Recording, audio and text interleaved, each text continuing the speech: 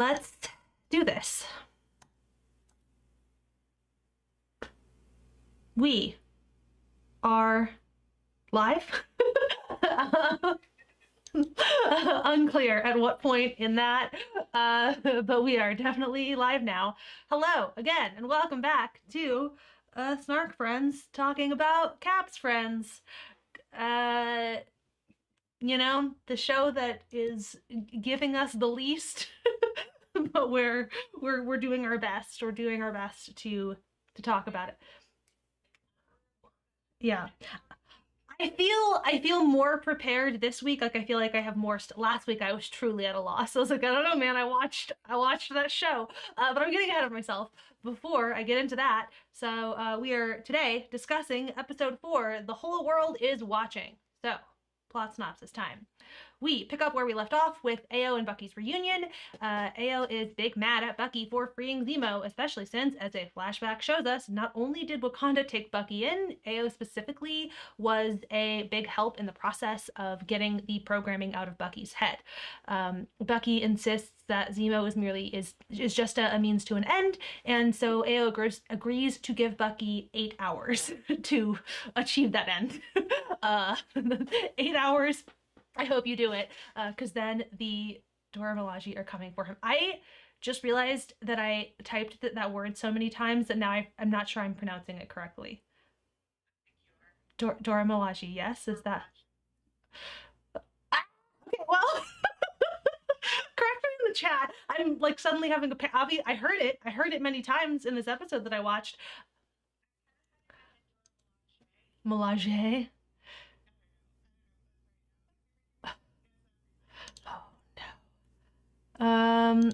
Okay. You were muted. Sorry about that. But now you're unmuted.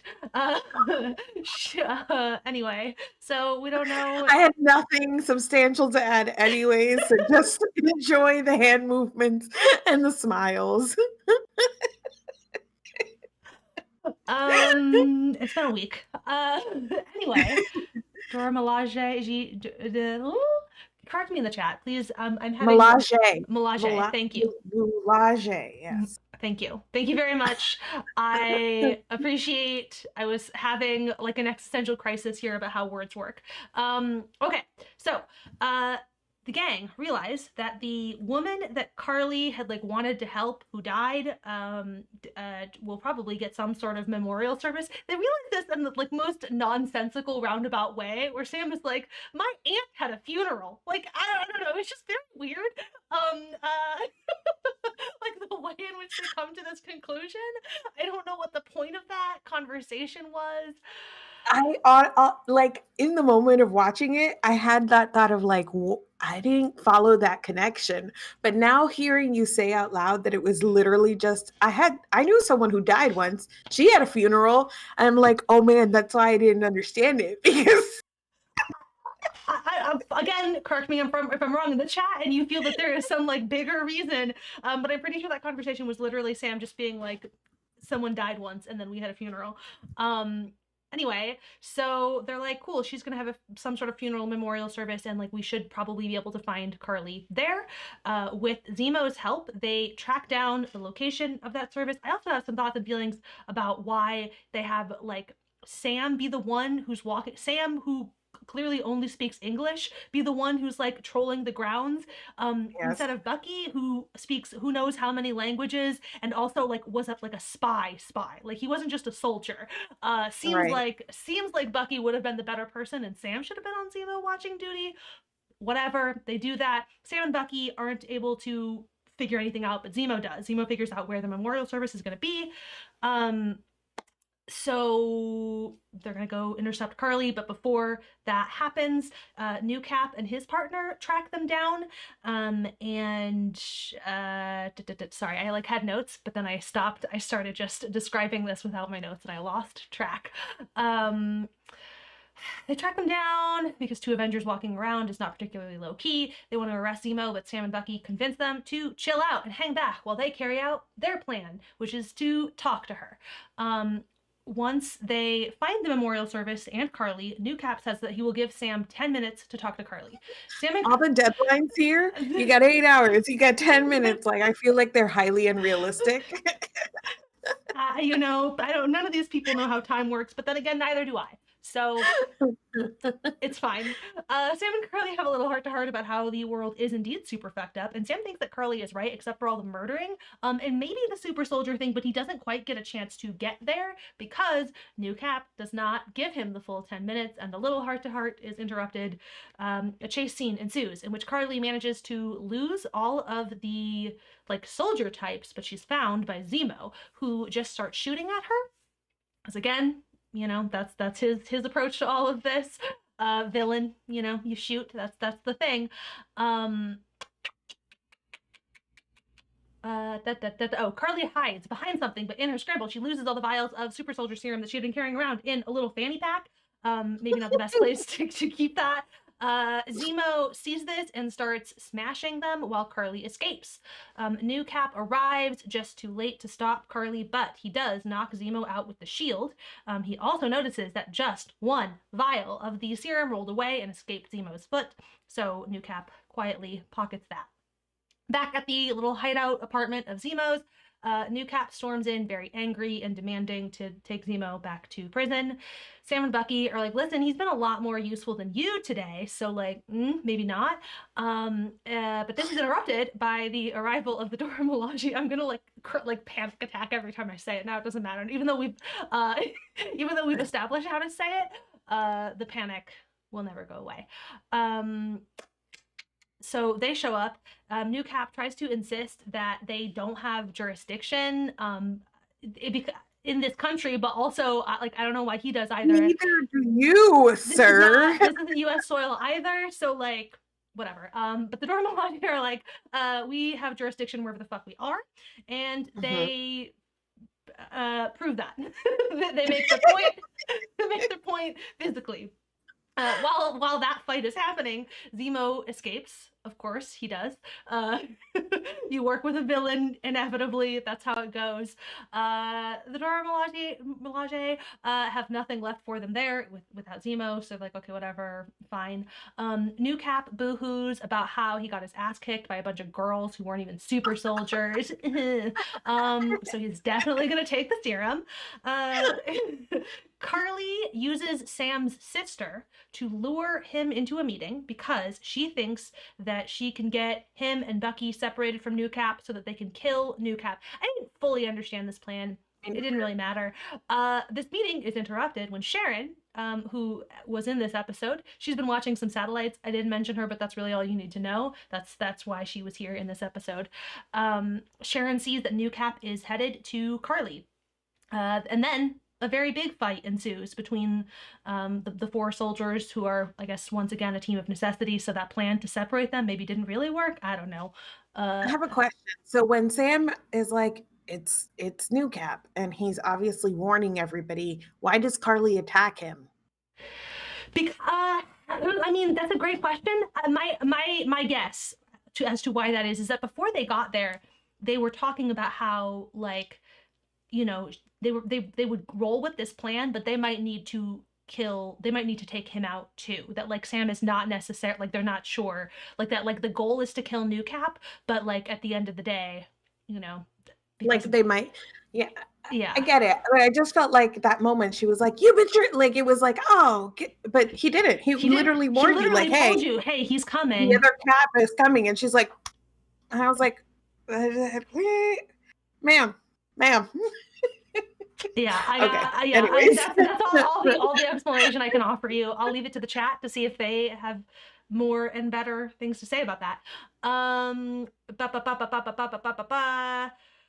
Oh, so during the fight with the super soldier flag smashers, New Cap's best friend dies. They all pause like very dramatically in their fighting so that we can verify that he has in fact died. And I'm not really sure what the objective was of all of this, but anyway, New Cap is very upset, and so he jumps out of a window with his fancy new super soldier powers, and he grabs one of the Flag Smashers and pummels him before eventually bashing his head in with the shield. It's like it's pretty gruesome. They don't actually show, like, they mostly show the view from the ground, but it is still pretty gruesome to watch. And there is a whole crowd of onlookers watching Captain, like horrified onlookers watching and filming, because ACAB. As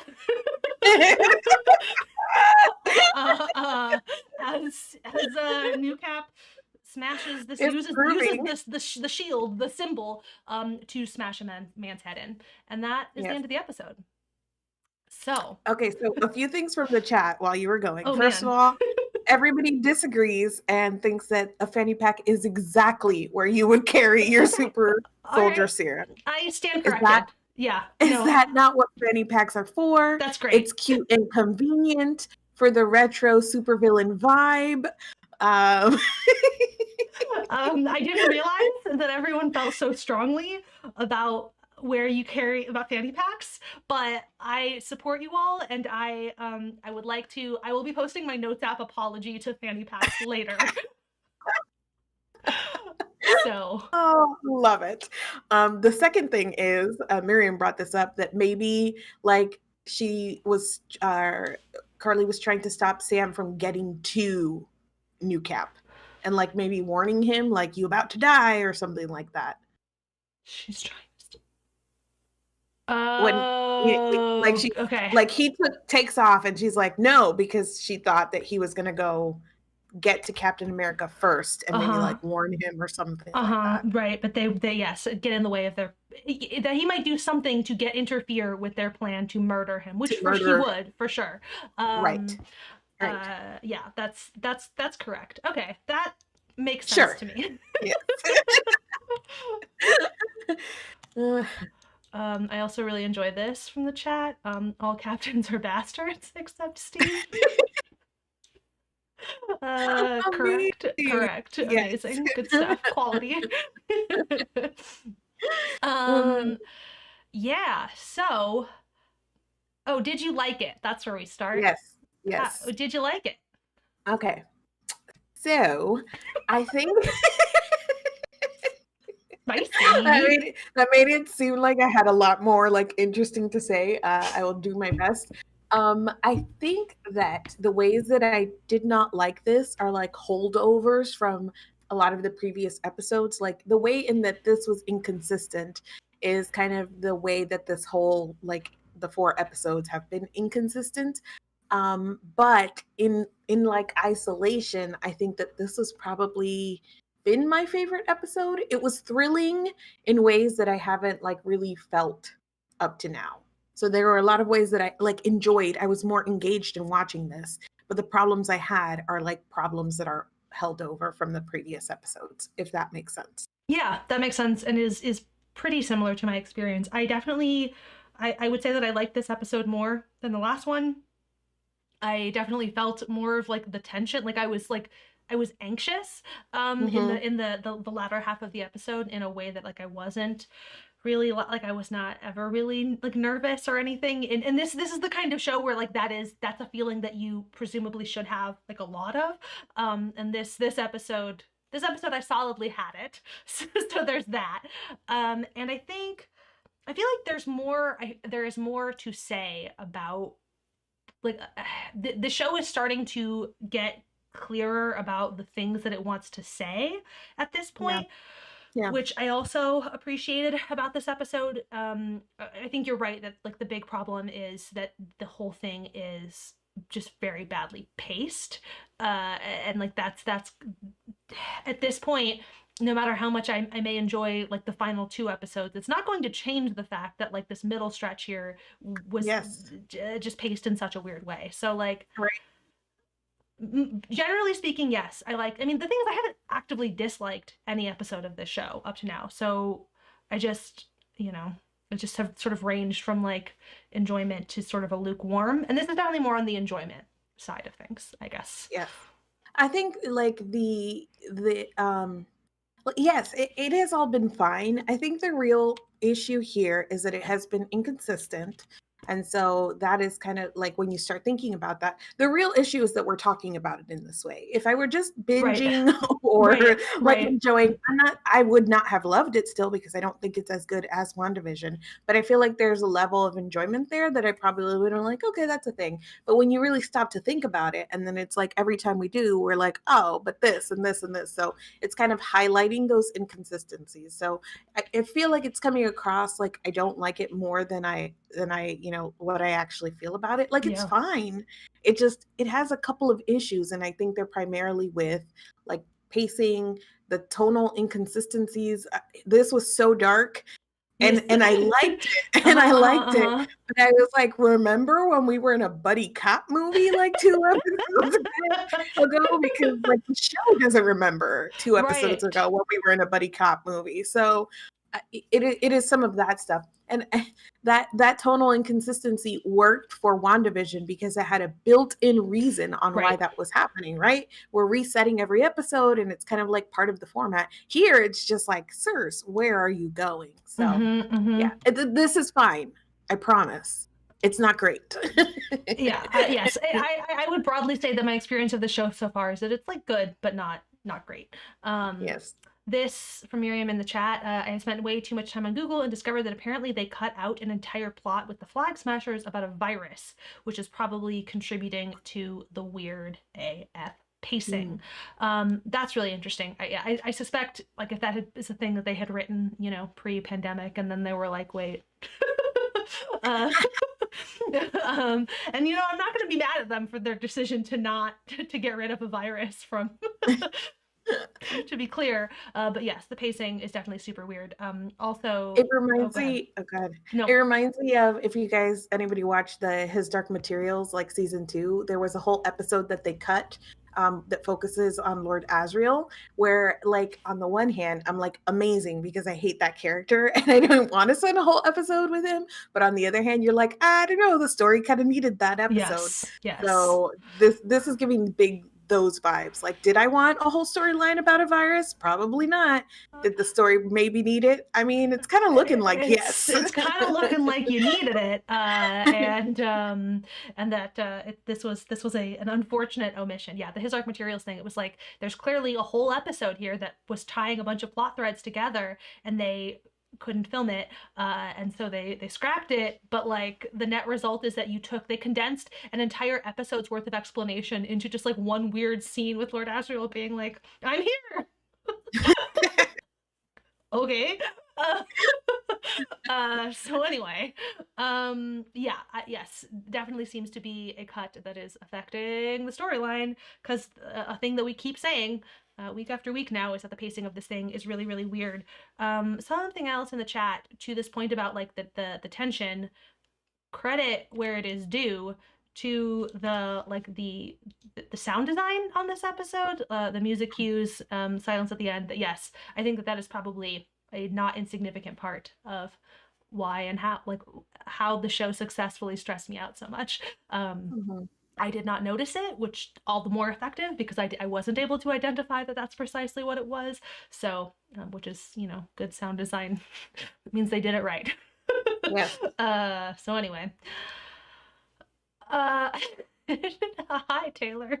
Wait, I'm just like abusing my power to screen cap things and put them because it's fun. Welcome. We we love people who are just here to vibe. Uh, um, I mean, honestly, same. I did watch the show, and to be honest with you, I too am really just here to vibe. That's already said. There's not actually, there's not really that much to discuss. It's just whatever. I guess okay, but there are more things to discuss this week than there were last week. So, Bucky, there was a lot of to the degree that they were like tying things back to kind of larger MCU stuff. That was like mostly Bucky. How did you feel about the Bucky backstory stuff that we were getting in like the flashbacks and all of that? You're I feel like you're asking me to have feelings about something I didn't really have feelings about. Oh, okay, all right. So your feelings were null. Okay, that's fair. That's fair. You go first, and then I can build off of what Okay. feelings you Okay. No, you. No, you. Okay. stop. I I enjoyed that stuff. Like to me, I think that they have done a better job with his his deal, his like baggage, and like than they have with Sam stuff. Like a lot of the Sam stuff has felt a little it's been pretty surface level. They introduced some stuff in the first episode that I don't think has gotten has really any payoff, and so that's been kind of No, disappointing. Whereas the show does have like a very good sense of what they are trying to explore with this character. I actually think um, I'm starting with Bucky, but I part of what I enjoyed about the Bucky stuff is how it ties back to like what they're doing with New Cap. Like, I mean, this episode was pretty like very explicit about the thematic things that it wants to explore. There was not a lot of subtlety, which is fine. Superhero stuff, like I think uh, I don't know, like that's part of the point. Is that we're gonna our metaphors are going to literally punch things, right? Like that's kind of the deal. So a big part of this episode is this idea of like power corrupting. New Cap was like never, he was never a Steve Rogers, but it is very clear that being made Captain America has made him a worse person. That like yeah, he was not this bad of a person before this, and that he has become worse because of it. And they're kind of implying, I'm not really sure where they're going with Carly, but they are implying sort of a similar thing that like, you know, because she is peak villain who's got a point, that like she's got a point. She's clearly a very like, you know, coming from the moral high ground, quite frankly. But the implication seems to be that like the power has corrupted her in some way. Like that kind of seems to be where they're going with all of this. But also like, you know, Steve Rogers is sort of the built-in counterexample to this, right? Is that Steve stayed good. And so to get back to Bucky, there's sort of this like, how do you like, Bucky sort of represents this idea of like resisting that like that there is, that you do still have agency in it, that like the power is not, that it is not actually absolute, but there are like questions of sort of like choice and how you as an individual grapple with that, coupled with all of the like, you know, the trauma the trauma stuff that is part of his story. So I don't know, I'm kind of rambling, but I the Bucky stuff to me was the best part of the episode. Like the bits with him were the things that I enjoyed the most. yeah. It seems like they are setting up. They have a bunch of this, and you're right. The I think the thematic thing is becoming more clear, or became more clear in this episode, where we have this idea of like bad power structures, right? And the way that power corrupts. And we'll get to a little bit of this in Blip Poli Sci as well, because some of the problem I have is that by highlighting this theme, you're asking your audience to ask a lot of questions about the existing power structures, and we don't have a good sense of that still. Mm-hmm. It is kind of like whatever. So we'll talk about that in Blip Poli Sci. But I think what they're setting up is really interesting, because you have New Cap kind of moving from this place of attaining power and moving towards corruption, Mm-hmm. where you have Bucky who got power and corruption in one dose, and sort of moving now in the opposite direction, like away from corruption. So you Mm-hmm. see those kind of things moving in tandem. So in that respect, I do like kind of those two opposing things.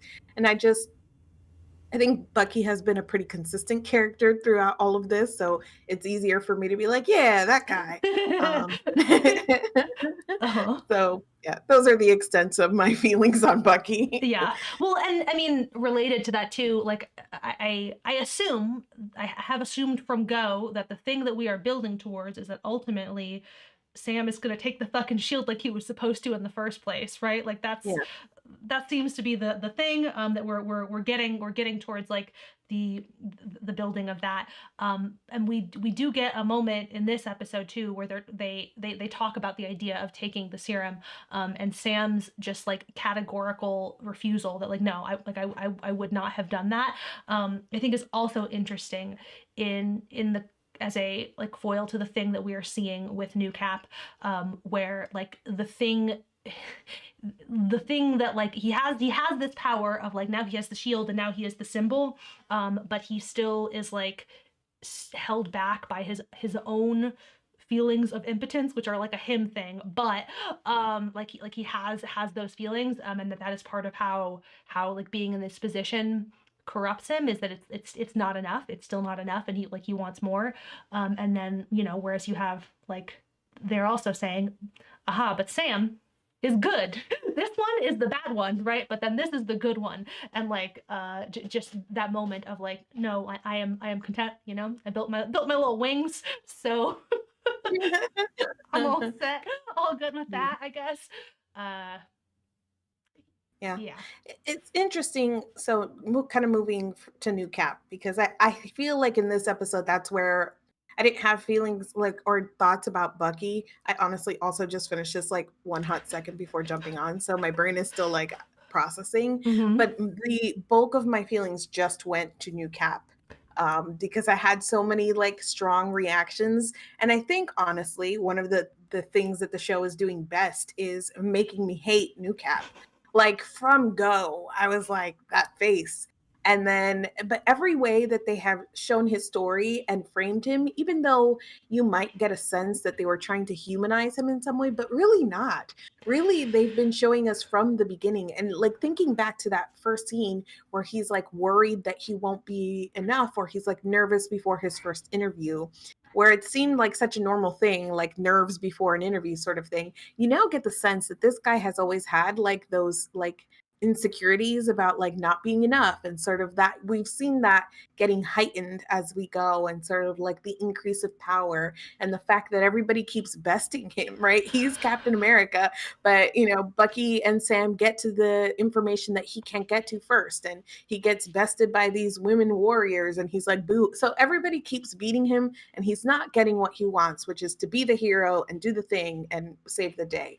So seeing him on this like corruption journey is not like usually my jam, and it's not like I'm having a fun time with it either. It is just giving me so many like I hate him feelings while I'm Uh-huh. watching, which you've just got to think, okay, you're doing a good job here, because what you're presenting is obviously causing the emotional reaction in me, the viewer, that it's supposed to cause. Right. Yes. Yes. Like I hate him, but like I'm supposed to hate him. This isn't me having Yes. like a reaction that is not what they are intending for me to have. Yeah. I think that my feelings also about all of this stuff is that like this is, and ideas are there, on the execution.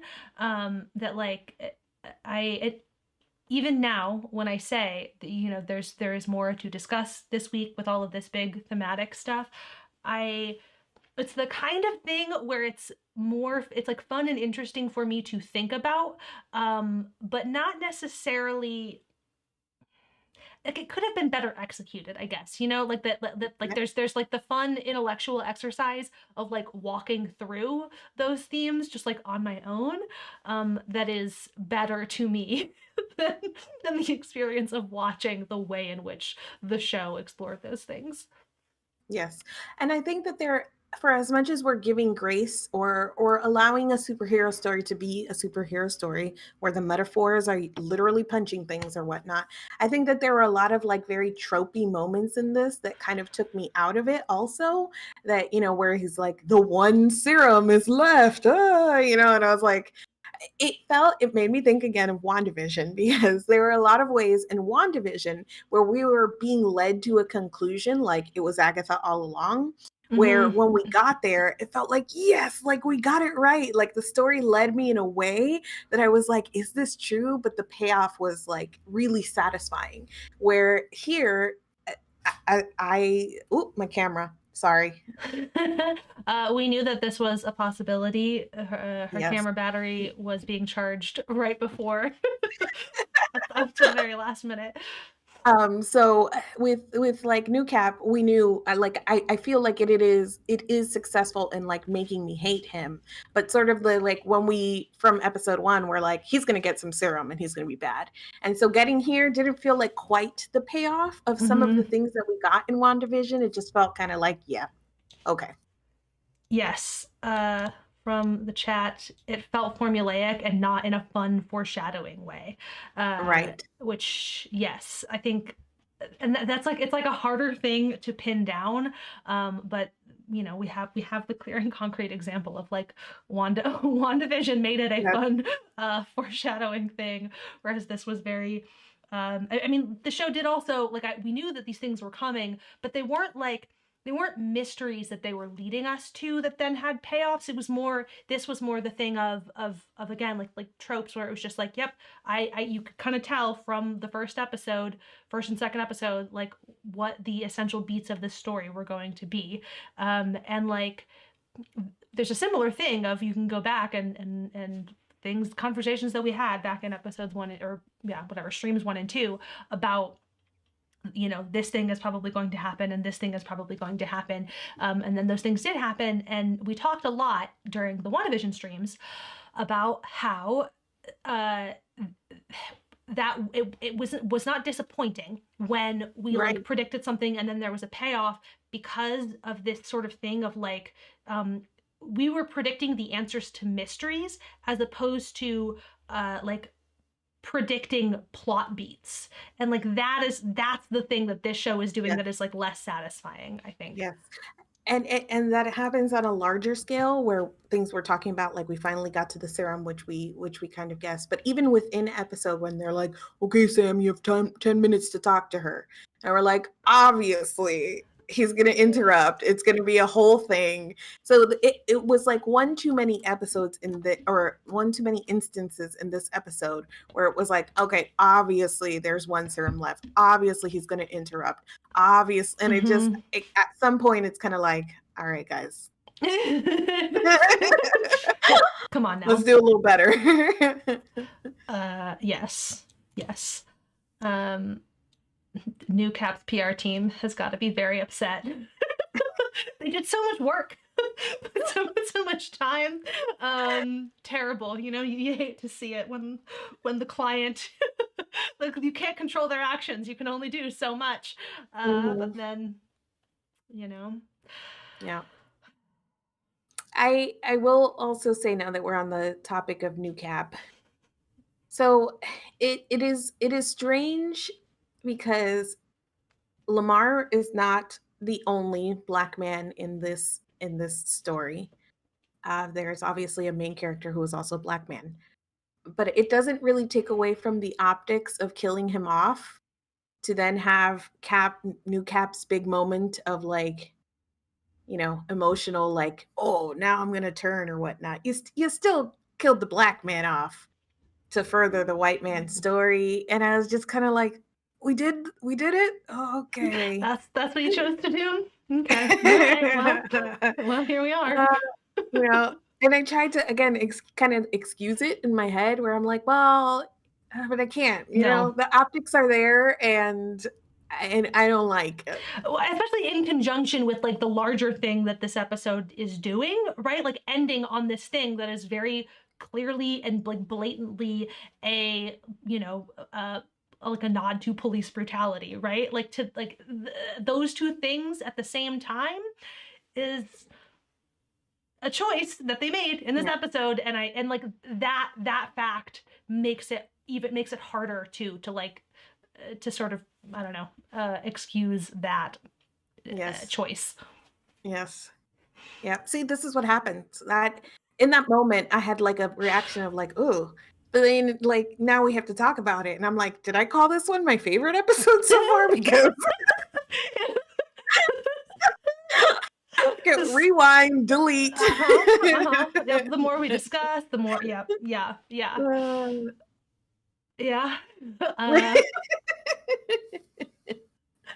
Nothing to say besides general nods of agreement. I'm looking at the chat. Is there anything? I almost closed the little live streaming window. Brief moment of panic. Anything else on New Cap?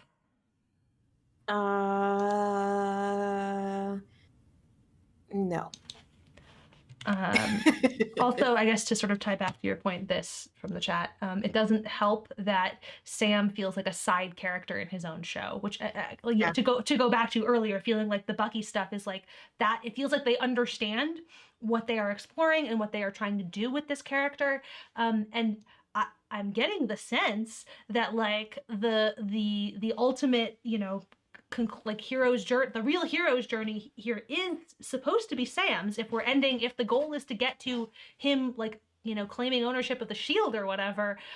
But if that's the case, they're doing a not great job of like following that story. I don't know. I think it gets a little lost here because I see the thread that they're trying to bring us along, because the question is that Sam is facing is very much about navigating power and what it would mean for him to take up the mantle when ACAP, right? And everything that he has experienced, and, you know, him having these moments where he's kind of relating to Carly. Is that her name? Carly, yeah. Carly, relating to Carly and be like, you're right, you know, power, these political structures do suck. But I think some of that has gotten lost. I don't know exactly why. Maybe it is because there isn't enough time sitting with him in those feelings, but it does feel like we're losing more and more of Sam's story as we go along. Sorry, I like clicked off. Yes, yeah. I was trying to pull from the chat and then I messed it up in the process. It seems inevitable that Sam will take up the shield at this point, but simultaneously he feels like a minor character within this story. And like, yeah, that is not great. Not great. Yeah. Okay. I have the Dora Milaje in here in our notes, but I don't know that I actually have anything to say about them other than they were there and it was cool that they were there. Yeah, and they gave us a cool fight scene. Uh-huh. I like that. I like that they beat New Cap's ass. I love it. Truly love it. that. Yeah. And I totally get why they want to collect their king killer. Uh-huh. So, you know, keep doing you, ladies. I support it. Yes, 100% co-sign all of that. Sam, we've also discussed at length in I think, yeah, Sam, New Cap, Bucky are sort of one big thing that you kind of have to discuss all at once in this episode. Zemo. Any thoughts on Zemo in this episode? Another moment where I was like, okay, obviously that it was just like a like string of very predictable tropey things that happened. So at first I thought he was just gonna sit there and drink and watch the fight, and I thought that was delightful, where he's just like and like watching the fight. But then when he starts sneaking out, I was like, okay, of course. I mean, of course, but also this is like my fifth of course moment of this episode, right? Which is what kind of made me roll my eyes at that moment. But also, I don't know, there's nothing else that character would have done. Like, of course he was going to try, like, use a distraction to try and escape. Like, right, yes. Right. Yes. If it hadn't been on the heels of you know, the stuff with, you know, you have 10 minutes and then of course there's only one vial, and like both of those things are so, like, you can have the same basic story, just have New Cap and friend like show up, right? Like, don't, like, you skip that whole conversation. And you can still have them interrupt, you know, like interrupt all of this without giving us the you got 10 minutes but then like LOL moment, and you know, like the just one vial. Again, we knew that we were building towards this moment of him taking the super soldier serum or whatever. It feels like there is another way that you could have gotten that the serum into his hands that didn't feel quite so lazy, honestly. Like, it felt lazy in terms of, so if without those things, then maybe we get to this moment and there could be something almost fun about the idea of like, yep, of course of course he escaped, and like it was preceded by him sitting there like sipping his cocktail watching, you know, like that's there was a moment, there are ways in which that could have had a little bit more levity to it, but one, this whole episode was super fucking dark, and two, it ended up just being another tropey thing in a string of like really predictable tropey things. So Yeah. It Yeah, it's interesting what they're like, I don't know. As much as like we can kind of get over that he's even here, the ways in which his character functions, that he does continue to be useful. Like that moment where he's like, I don't know, Zemo's more useful than you are at this point. Like, yeah, this true. man keeps delivering the goods. Like he did destroy all but one of the super soldier serum. He led them exactly where he said he was. So there are ways like that that I'm like, that he's delivering on his bargain, which is interesting in the grand scheme of the story, where they're trying to like kind of explore all of the complicated ways that you can be good or bad or have power or whatnot. Yes. Uh, from the chat, this is a villain hideout. Of course, there's an escape tunnel. Yes. Are you really setting up a villain lair without a little escape tunnel? Okay. Blip poli sci time. Yeah, do do do. Blip poli sci. All right, you got questions. I'm gonna kick it back to you then to lead us off. Okay. Here's where my head was at. Um, it was like it took my brain some time to like process and catch up. So my big thing, like I mentioned, was that this episode really asked us to think about the ways that the flag smashers have a point, right? And we're talking about the way that people in power, like political structures or whatnot, can be bad.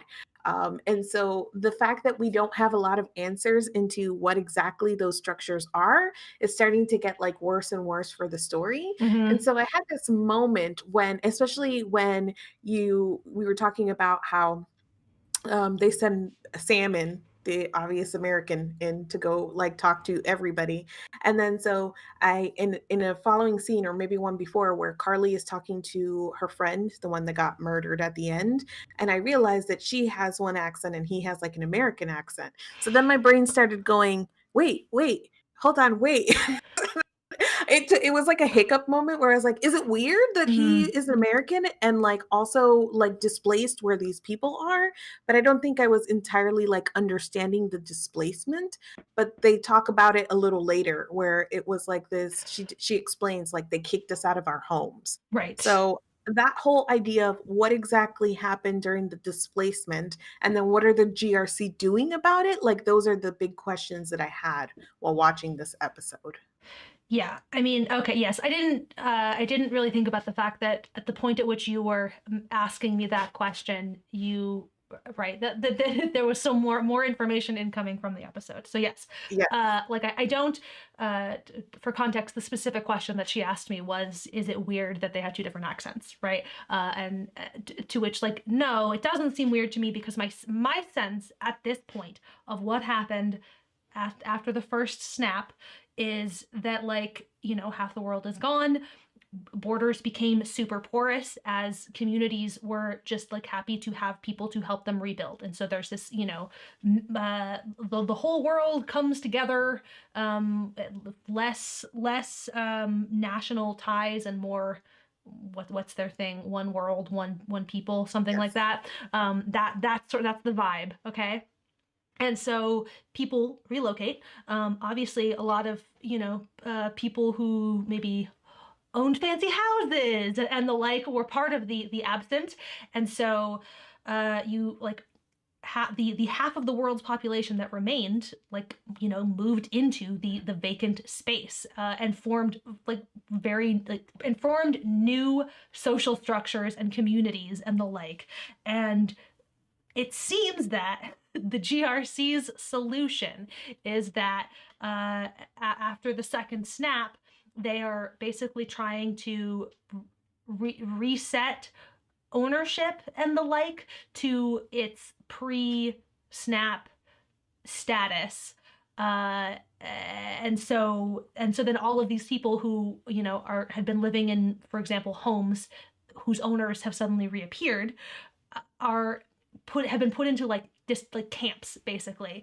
That is like the sense that I get of this. All of that to say, though, that you are right in that it is not being adequately explained, and that it is, these questions are important to the story in ways that are distracting. Like these, like what exactly has like happened to everybody, and what exactly is the GRC doing, you know, other than just like ominous shitty government stuff of like rounding people up and putting them in camps. Like I don't, or like what it's not clear to me what else they are doing beyond that, and that is like that's a significant problem, given that your central antagonist here, or whatever. I mean, I guess really New Cap is ultimately going to be, I think, the is also like central antagonist. Who is it? Is it New Cap or Carly? I don't know, but one of your central antagonists, right?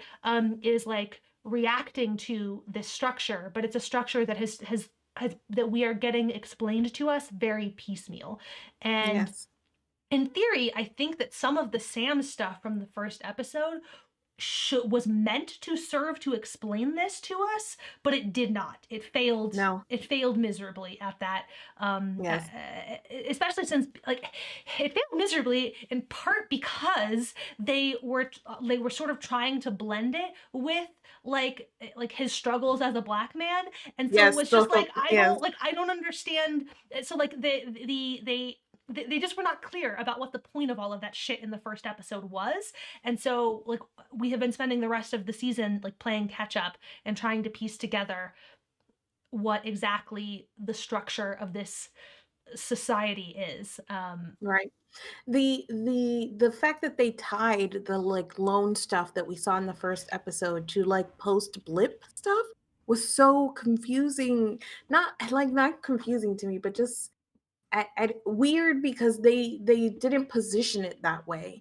And if you are positioning it that way and you're saying like, see how bad it is post blip, Sam can't even get a loan, it kind of makes me go, do you know the experience of black people in this country? Like, it is not something that you'd be like, see, post blip, this happens. I'm like, right. Well, and it didn't feel. I mean, like it felt like in the episode that is part of what we're supposed to be getting out of it. But like, but like there's this other like all the blip shit that like we need to understand and contextualize here. And I like it. Yeah, it was just super unclear messaging, like what all of those things were meant to be doing in the story. And there were ways that they could have worked more of that background stuff into that, without like you could do both of those things. You just like that lone moment was you could not do both of those things. That could yeah, not serve to do to as both. Like yes, so yeah.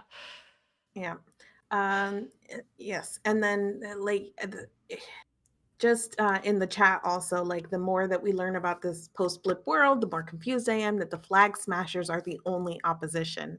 And I that sense of like, if there were this like count the GRC kicking people out of homes and putting them in camps, yeah, like, I don't, the fact that some people are like, I don't know, do the flag smashers have a point?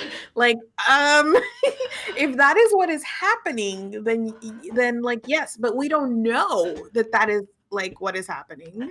The news coverage of the opening bit also was just so weird.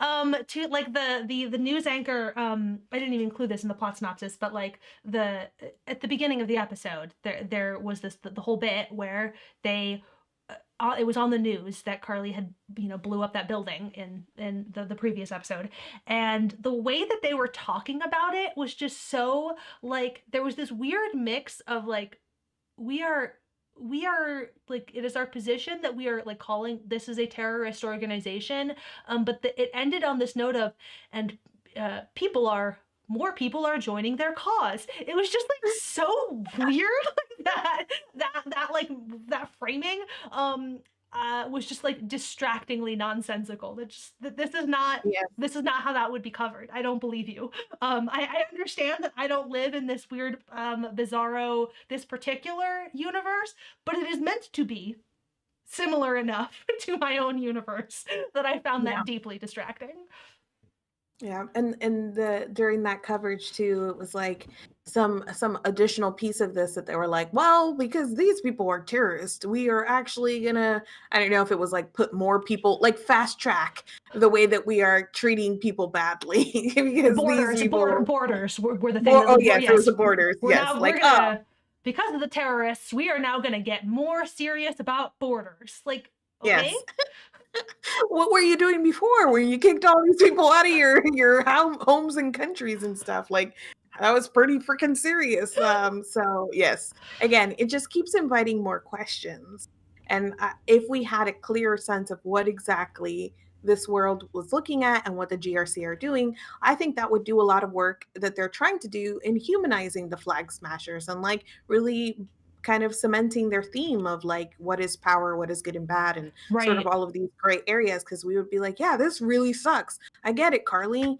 Um, where now I'm like, what's going on? What is the point?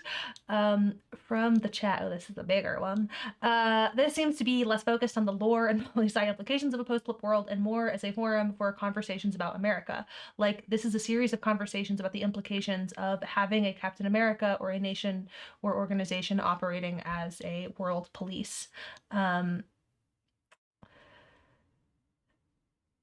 Yeah, yes, I think that it is it like, but this is it's because the story is so like global, right? Like they are moving, they haven't been in the US since like the first two episodes, but then they were like, okay, now we're all over the world, but like, are you?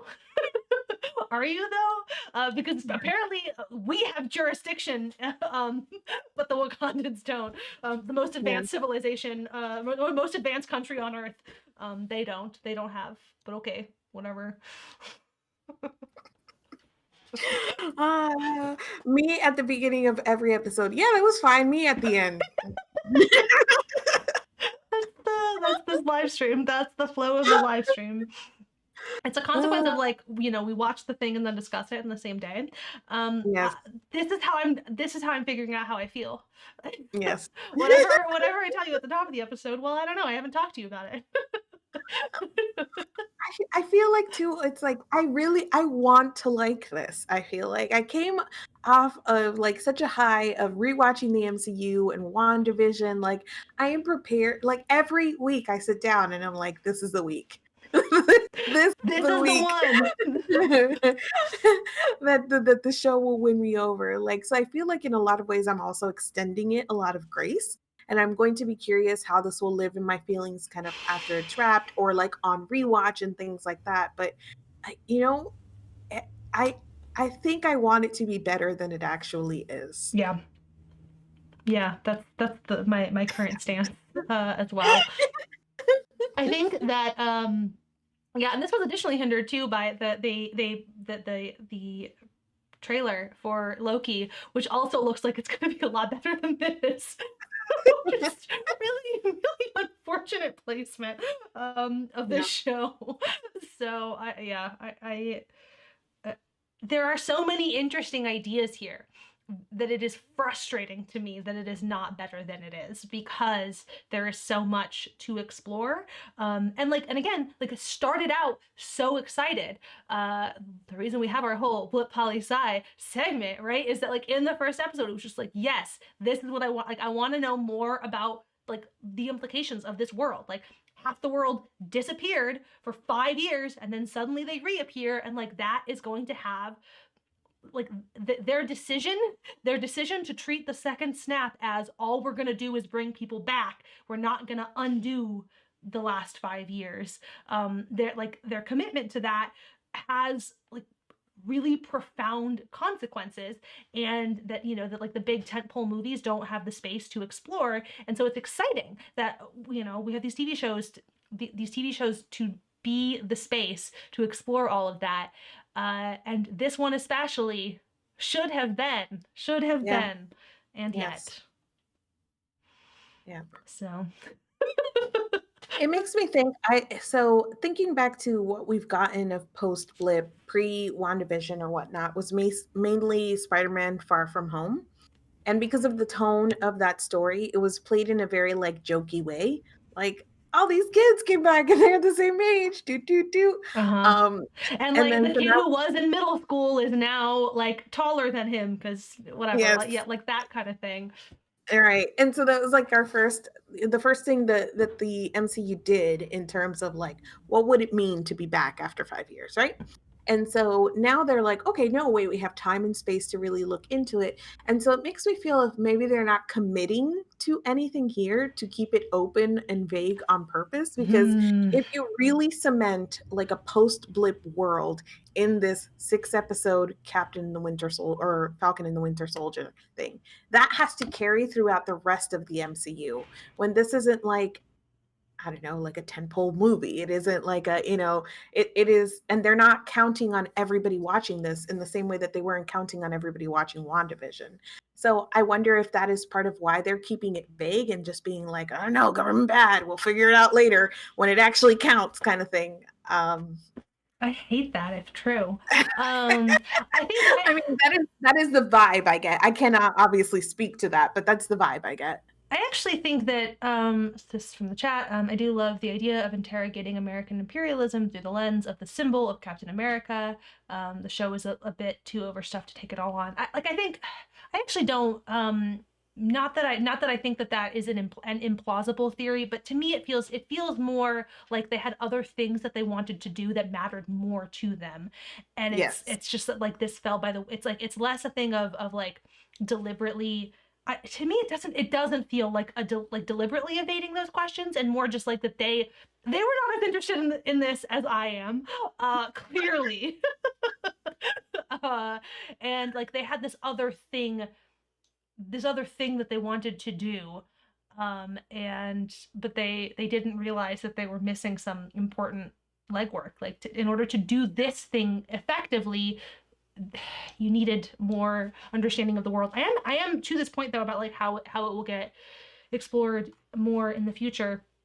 My hopes are low because it's one of the like kid whatever shows, but I am curious to see if it comes up at all in the Hawkeye show, just because like Hawkeye's whole thing was being a vigilante during the 5 years that he didn't disappear. So, and like, my understanding is the show is his like the passing of the mantle, to somebody who wasn't a vigilante murderer for 5 years.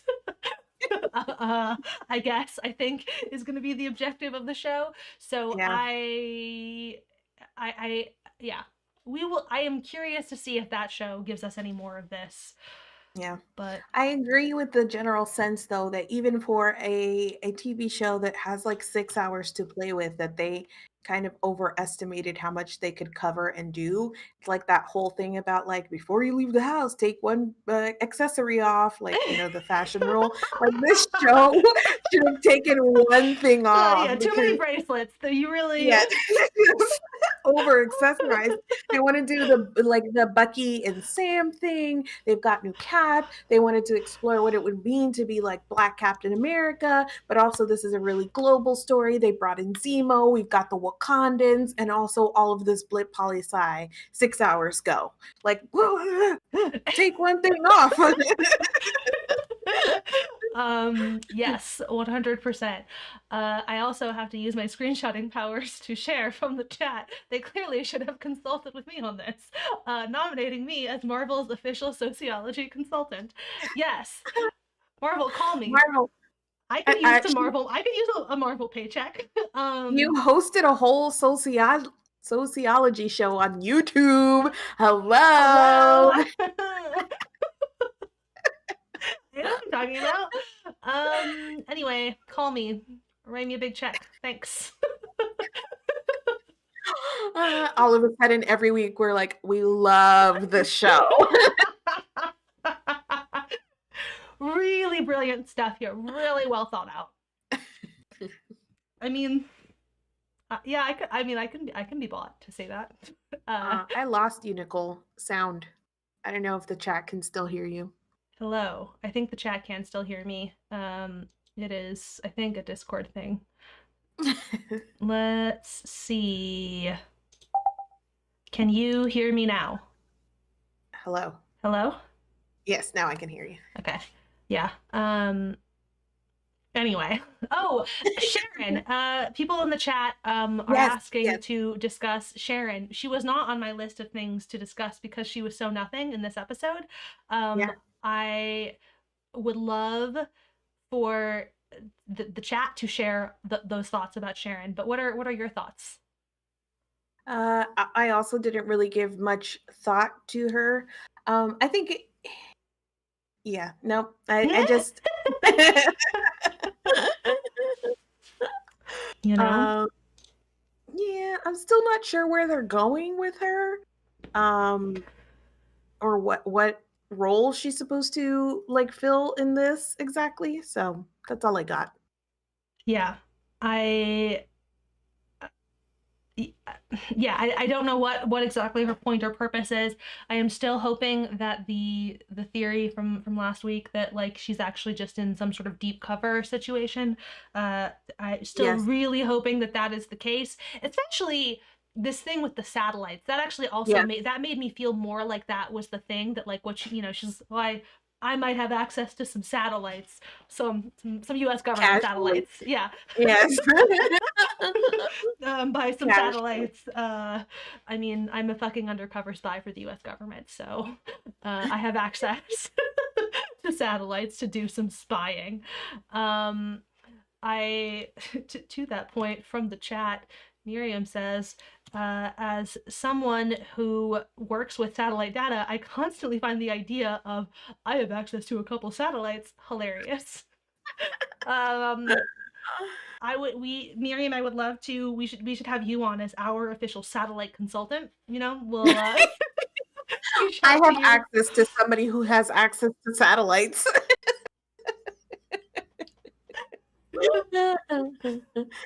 So, oh, interesting. Another theory. Deep cover could be it. Otherwise, it has power brokery feels. Mhm. So, Like she's also in the grand theme of all good people going bad. mhm, Like maybe Sharon has gone bad because of the way like everything happened to her post the Sokovia Accords and all of that. uh-huh, uh-huh. And so I now I she's the power buy broker. that. But also that is like an accessory that should have been taken off of this story as Correct. well. Like, Yes. isn't it Uh-huh. like why? Like we don't have enough gray characters really exploring the way that power corrupts. Like, why do you sprinkle Sharon in here And to be Sharon like, Carter, Peggy Carter, really? Like, really? No. I hope. Yeah, I would buy it. I buy it. It tracks. It like yes, makes sense to me. But I hope that that is not the case. Um, oh no, she is the power yeah. broker. Oh, that's how I was reading the suggestion that maybe she actually is the power broker, secretly. Yeah, yeah, Um, not just working for the power broker. yeah, yeah, yeah, yeah. Yes. But is she using her evil powers for good? Dun dun dun. Who knows? Yeah. And like, and here's the thing that if this were Sharon Carter, the Sharon Carter show, like that Uh-huh. could be a thing that we could explore. But if that is what they are doing with Sharon Carter as a C-level character in this show, absolutely not an accessory that like should have even been on the bureau in the first place, let alone don't just like take it off and set it on your dresser like in the garbage with that accessory. So Sharon is the fourth necklace. It's like the necklace that is tarnished in your.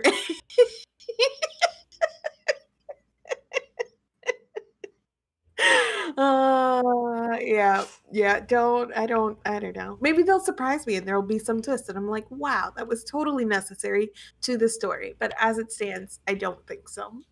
yeah, I hope Miriam said it is rude to Peggy Carter, and I agree completely. Yeah, Don't do it. Um, Interesting. More arguments pro Sharon being the power broker is that we can't see them introducing a whole new character this late in the game. I mean, again, the pacing of this is a fucking disaster. The power broker. Yeah, I earlier was like, oh, who is the central big bad? Is it Carly or is it New Cap? But then there's also the fucking power broker. A Yeah. whole other possible answer to that question. Oh man. The What reason a that mess. this also like upsets me is it goes back to what we were talking about when Sharon was introduced, and if she is like the power broker and she's bad or corrupt in some way, it feeds into the story that Steve Rogers just was like, F you, Sharon Carter, never gonna follow up with you or do anything for you, bye. Which is why I think we really bought into the idea of her being like undercover for SHIELD or SWORD or something, because Steve Rogers would never. Steve Rogers would never. Never. In an episode that like reminded us so many times that Steve Rogers is a Zemo paragon. was like, I hate everybody with superpowers, but like, okay, yeah, Steve Rogers, good He's man. a paragon of a man. He would never like just forget and like let her. He was obsessed with Peggy Carter. Like this is not like a thing that would happen. So I mean, the caveat to that being, you know, I get no, I take that back. I was about to say the caveat to that being that like, you know, Sharon was blipped, which very possibly is the case, but no, the real thing is in the like 2-year period or whatever between Civil War and Infinity War, that like, yes, this idea, this notion that Sharon is now evil only makes sense if we assume that when the rest of the criminal Avengers formed their little secret society, that they were like, thanks for all the help, Sharon, but you don't have powers. Screw you. So yeah, I don't know. Anyway, well, what were you gonna say? I have a feeling this show will find more ways to disappoint me, so I'm not putting anything past it, but you know, it would be disappointing. Yeah, I sincerely hope that is not the way they go, because it would indeed be assassinating 2 characters with 1 shot. Leave Peggy Carter alone. Leave her out of this. Yeah, I guess it's like tune in next time to see how many more accessories this show puts on. I'm delighted by this new metaphor, though. I'm excited for us to overuse and abuse this metaphor into more live streams, because nothing matters, so why not? I think that's it. Yes, I think so too. We did it. We did it. We got through another episode. 2 more until we find out what the point of all of this even was. Next episode, when you ask, you know, did you like this? And I say yes. Everybody in the chat call me a liar, because I'm not enjoying this and I'm lying to myself about it. I am excited that I get to talk to you each week. And so that's, so like when I sit down to watch it, I'm like, I'm gonna talk to my best friend in a couple hours. That is also the thing. Every week I'm like, yay, my best friend and the chat, we're gonna have so much fun. And and I do have so much fun, but am I enjoying this show? I think the real answer is no. I think the real answer is no. Yeah. Recommendation from Miriam: I will watch next week's live stream wearing 2 hats. We invite you all to put on that extra accessory next week. We could also move Did You Like It to the end of the episode. Look, but here's the thing. I'm not gonna let this show that I don't like change me. We have a routine. We have a format, okay? That's our thing. And I will not let this show steal that from me. So we're gonna keep doing this thing where we ask each other if we liked it and we lie to each other. but mostly to ourselves. Mostly to ourselves, to be clear, yeah. Because it's not that I'm lying to you, because I'm telling you the truth as I Uh-huh. believe it. But that's because I'm lying to myself. And so, oh man. Okay, Here we well, are. thanks for joining us for the vibes. Please join us with all your hats or caps and vibes next week. Thanks, everybody. Bye. Bye.